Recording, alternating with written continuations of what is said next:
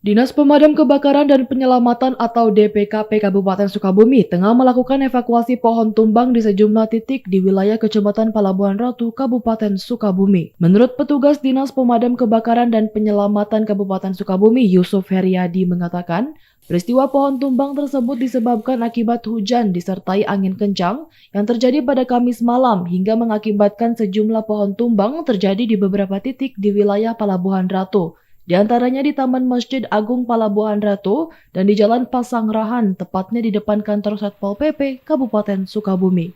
Hingga tengah malam, proses evakuasi petugas damkar dibantu petugas Badan Penanggulangan Bencana berjibaku mengevakuasi terus dilakukan. Pasalnya lantaran sejumlah batang pohon tersebut menimpa kabel listrik. Yang di wilayah kota Palabuhan Ratu ada 3 titik, 4 ya, 4 dengan yang ini nih, yang di depan ini, depan damkar yang tapi kecil di situ.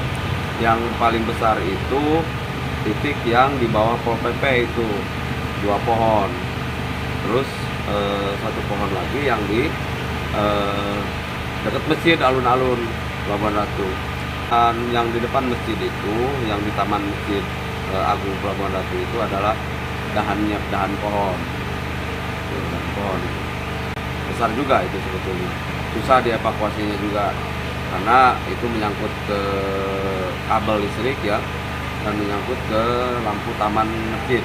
Di jalur Satpol PP cukup kena juga, itu kena kabel Telkom ya, kena juga, cuman itu bisa dievakuasi secara cepat walaupun besar pohonnya dan rantingnya juga begitu banyak, karena di situ, karena itu kan pohonnya apa ya, menutupi ruas jalan, jadi dievakuasinya lebih mudah.